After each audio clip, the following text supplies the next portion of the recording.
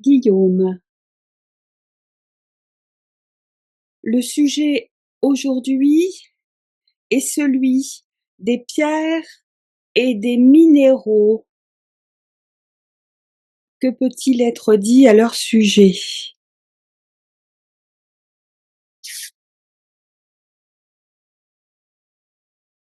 Néant,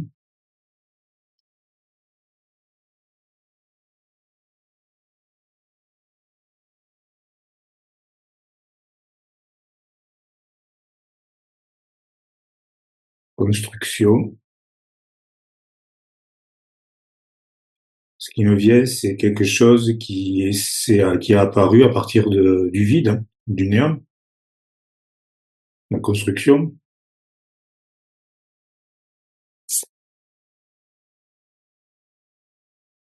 l'énergie. Grâce à une énergie, en fait, elles sont apparues du néant.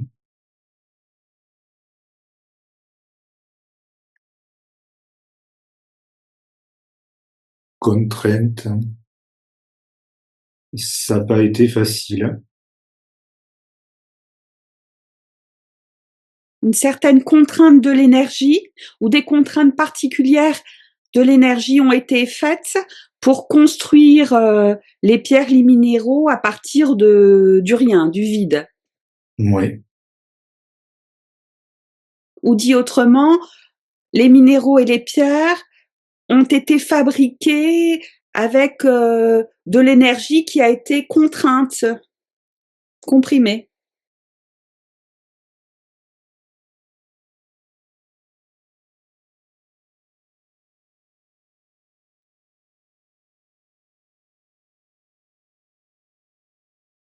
On voit,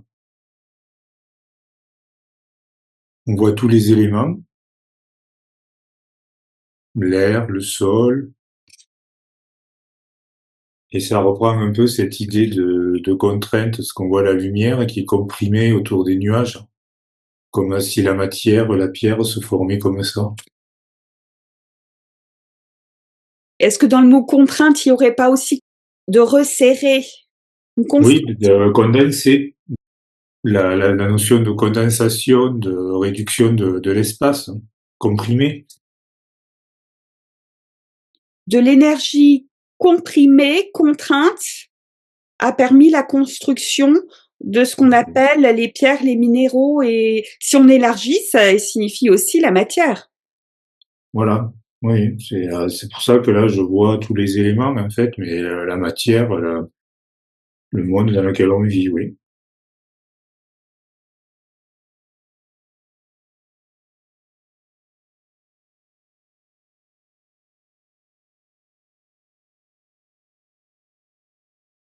Complaisance.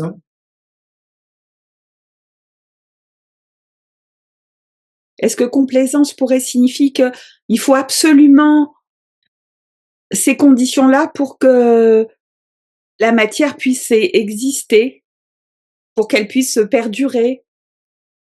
Il y a ça, mais il y a aussi une idée de se laisser aller un peu. Ouais. Réussite, hein.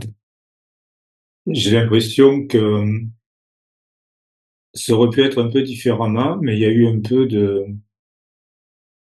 laisser aller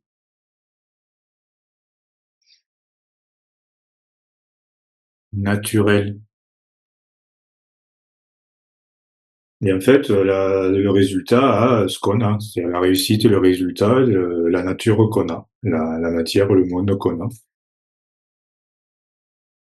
Au départ, il y aurait eu une compression particulière de l'énergie qui a permis de créer la matière Mm. et en même temps une certaine forme de laisser aller, de complaisance. Et tout ça, ça a donné la matière telle qu'elle est actuellement. Ouais.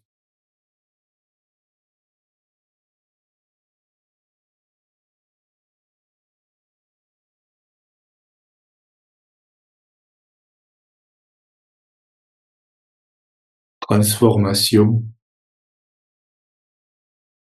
C'est vraiment la construction du néant, la transformation. France insiste sur ce point concret. Concret comme concrétion aussi, ça Ouais. résonne avec le fait de contraindre. Mais si je continue aussi, ça va couvrir l'énergie, c'est-à-dire qu'on passe à quelque chose qui est éthéré, à quelque chose de concret. Donc la transformation de l'énergie en quelque chose de concrétion, donc de comprimé et à la fois de concret. Donc c'est vraiment les cartes que je tire là, oui, c'est vraiment pour confirmer ce qui a été sorti au début.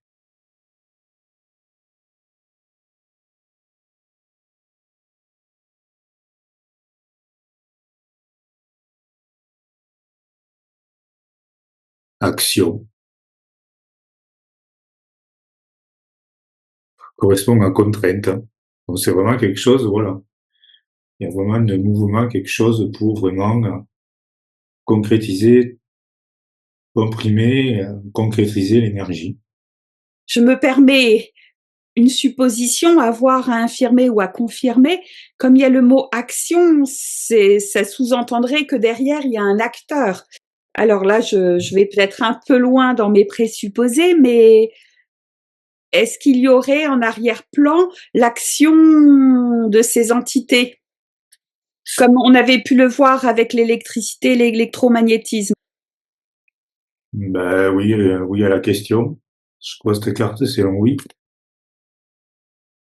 Donc là, ça va très loin. Ça supposerait que la création de la matière, elle est liée à l'action des entités obscures. Il y a une conscience. Donc pour moi, ça veut dire en fait, oui, qu'on n'a pas vraiment conscience de ce pourquoi, comment, pourquoi ça a été fait. Oui.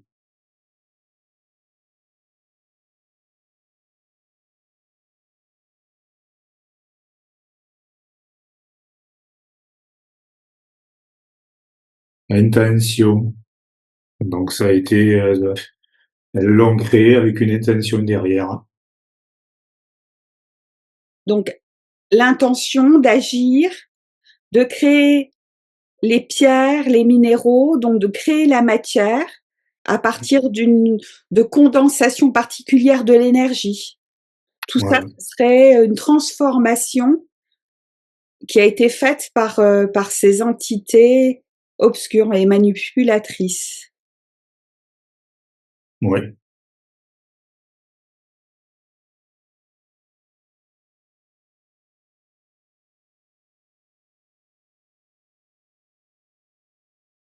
Prospérité. Ouais, voilà. Ce qui est bien, c'est ça, c'est qu'elles ont fait tout ça avec une intention, et l'intention, c'est pour elles avoir la prospérité. C'est calculé dès le début. Pour créer un environnement qui soit pour eux ou pour elles, pour Pros- ces entités, prospère, hein, et puis se développer. et on peut sous-entendre aussi, comme ce sont des entités prédatrices, c'est un environnement nourrissant. Et puis oui, prospérer, donc oui, dépendance. Elles sont même dépendantes de cet environnement. C'est comme un enclos qui a été créé pour de l'élevage. Mm.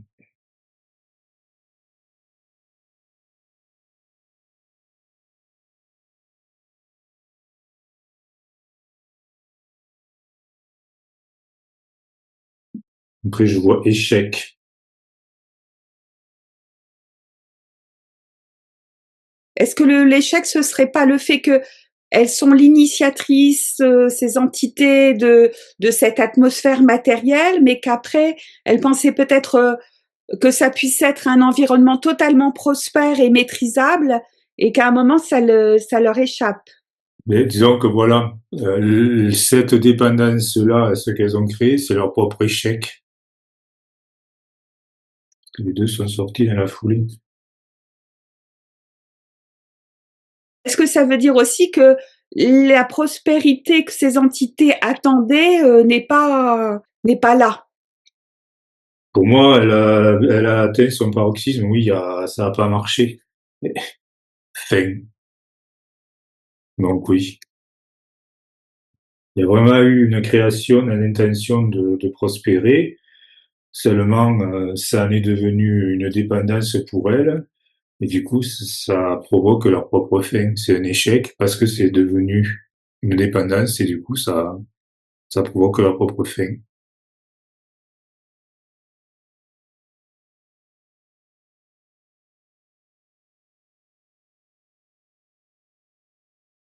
Et là, c'est intéressant parce que ça rejoint ce qui avait été dit au sujet des présences, des autres présences intelligentes sur Terre. Le long thème qui a été fait il y a quelques mois, où tu disais justement que ces entités étaient sur leur fin.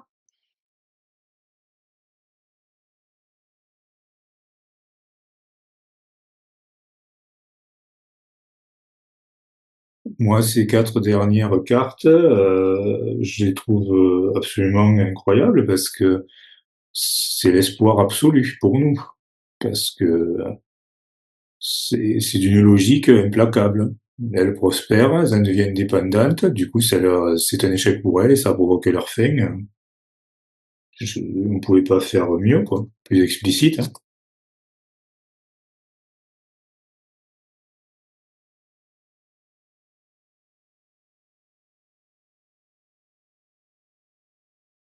Alors si on va plus loin, si c'est réellement leur fin, comme tu le dis là maintenant, et comme tu l'avais déjà dit sur d'autres thèmes concernant les entités, ou même l'IA, ou même le transhumanisme, mais ce qui a été ajouté ici de très important, ce sont ces entités qui ont créé la matière. Mmh. Donc, si elles disparaissent, est-ce que la matière qui est leur création disparaît également?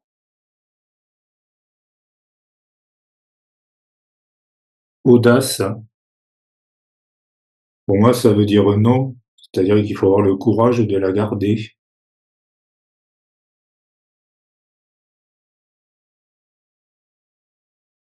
Une joie. Et pour la maintenir, il faut que peut-être que les êtres vivants déploient une énergie plus haute de joie. Mmh. Audace et joie. Il faut vraiment avoir osé la joie. Et dans ce cas-là, on la gardera.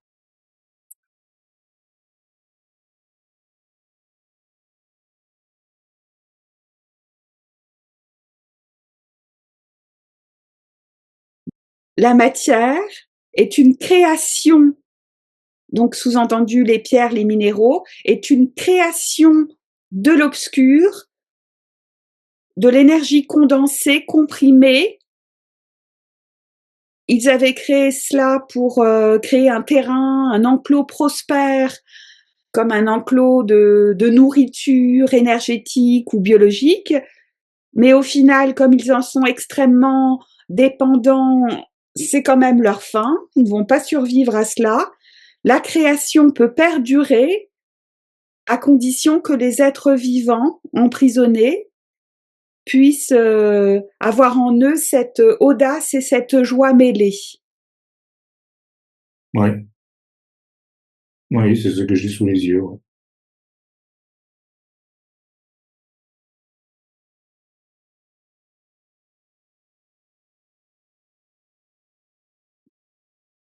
Derrière, il y a un mensonge.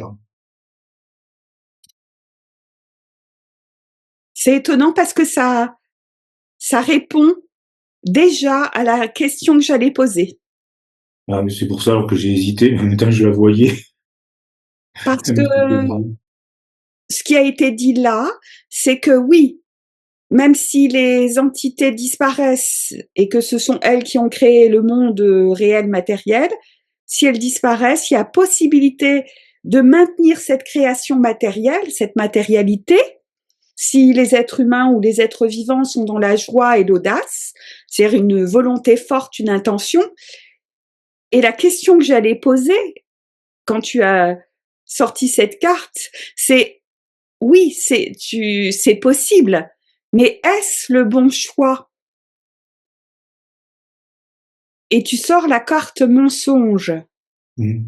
Et quand je disais est-ce le bon choix, ça voulait dire est-ce que ça vaut la peine de déployer toute sa joie, toute son énergie pour maintenir une réalité matérielle qui est quand même une construction de l'obscur et qui contient beaucoup de contraintes et de polarités dissonantes, ou alors, et tout ça c'est quand même la construction d'un mensonge, est-ce qu'il faut maintenir malgré tout coûte que coûte, ou alors est-ce que la meilleure des solutions serait de quitter, de lâcher cette matérialité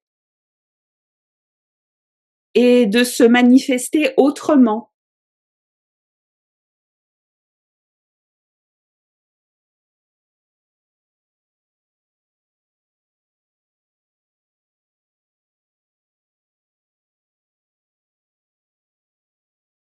J'ai mensonge et connaissance.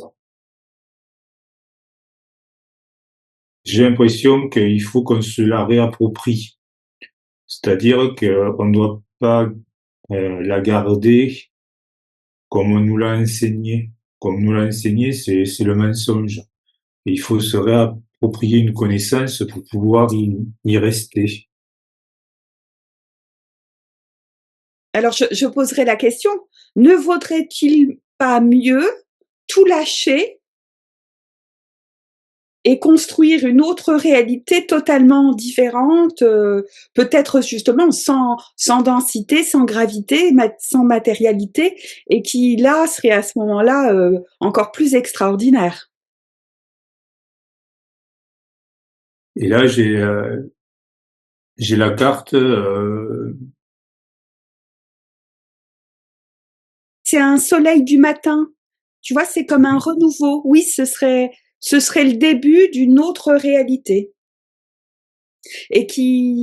Comme ce petit soleil du matin, c'est tout frais, c'est tout neuf, c'est pur.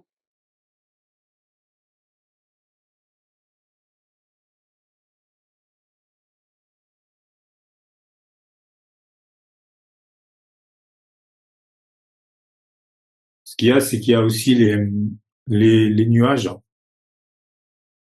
Et oui, parce qu'il faudrait d'abord chasser les nuages. Il y a quelque chose, voilà, à faire d'abord, avant de. Faut pas, de ce que je vois là, faut pas s'y lancer comme ça, à bras ouverts. Voilà. Excès.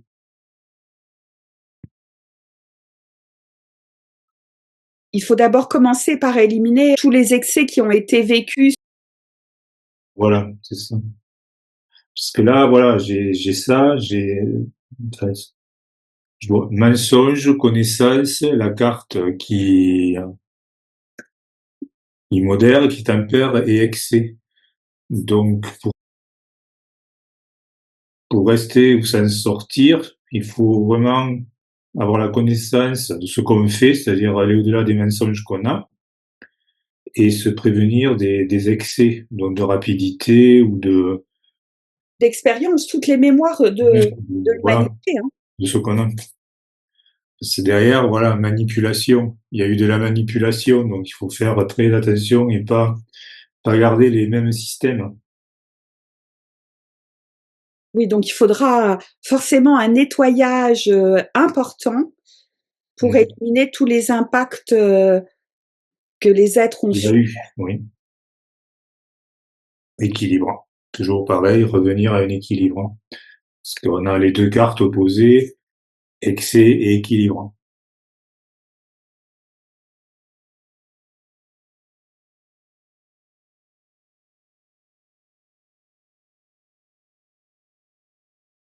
Si je reprends ces cartes-là, en fait, à la suite de leur fin, on peut y rester dans la matière. Et voilà, faut oser et être dans la joie. Par contre, il faut réaliser, avoir connaissance des mensonges dans lesquels on a vécu, ce qui nous ont été inculqués, et donc avoir aussi connaissance des excès, de la manipulation, et vraiment pour pouvoir se détacher absolument, il faut retrouver l'équilibre, hein. Donc il y a un travail énorme à fournir, à Mm. effectuer pour vraiment purifier la matière de toutes ces terribles et mauvaises expériences, toutes ces manipulations, pour pouvoir repartir dans un bel état d'esprit, dans de belles Voilà, énergies. sur de meilleures bases, oui.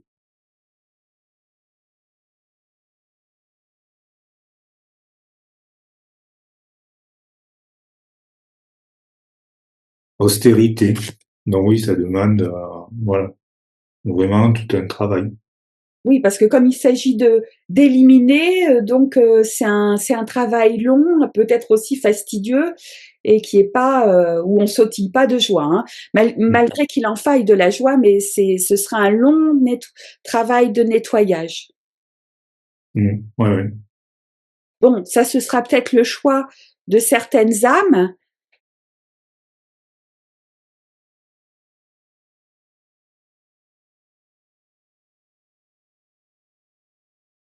Et si d'autres, au contraire, décident de ne pas avoir envie, d'avoir l'audace ni la joie de rester sur ce plan, dans cette réalité purement matérielle, et qu'elles aillent ailleurs ou dans une autre forme de présence plus subtile, plus éthérique.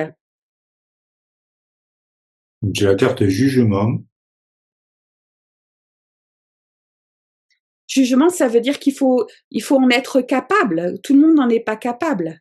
C'est ça, il y a un jugement plutôt intérieur, se dire est-ce que voilà, je, je peux le faire ou pas. Et là, voilà, c'est de nouveau cette carte qui pour moi représente vraiment l'éther. C'est la carte où il y a des reflets d'eau en haut et une espèce de rivage en bas. Donc pour moi, ça représente vraiment le côté éthérique, pas dans la matière. C'était la même carte que tu avais sortie lorsque j'avais posé la question au sujet du corps, à savoir si on pouvait vivre beaucoup plus longtemps, et tu avais dit oui, à condition d'avoir un équilibre extraordinaire et d'être encore plus éthéré, connecté à sa supraconscience.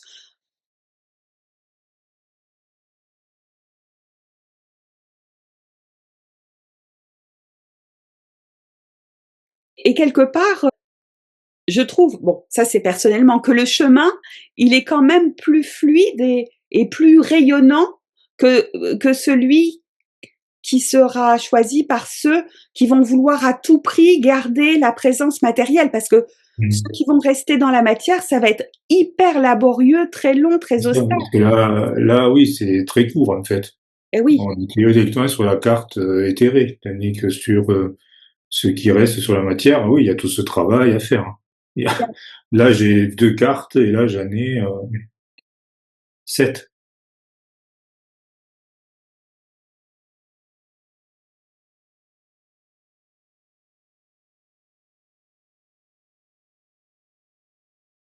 donc la différence, c'est que ceux qui restent, qui voudront rester sur le plan de la matière, vont déployer une énergie, vont devoir déployer une énergie énorme de volonté, d'optimisme et en même temps de nettoyage qui va être long, qui va être austère pour tout nettoyer, repartir à zéro. Et c'est possible, mais c'est très long, très fastidieux. Alors que ceux qui vont dire bon bah stop, ça suffit, les obscurs sont partis, nous aussi on s'en va.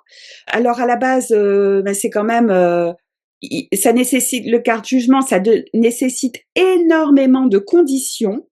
Mais si on arrive à les respecter et à franchir le pas, après c'est un espace fabuleux, c'est merveilleux, puisqu'on est tout de suite en présence éthérique, unie à la supraconscience dans une atmosphère extraordinaire. Oui, c'est ça, oui.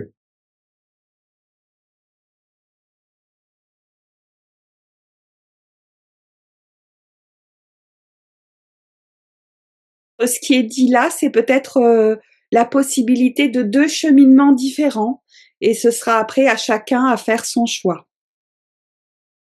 Ça a toujours été ça, il y aura toujours un choix possible. Une liberté, la liberté de choisir. Chacun choisira la voie qui lui convient. Voilà. Très beau message.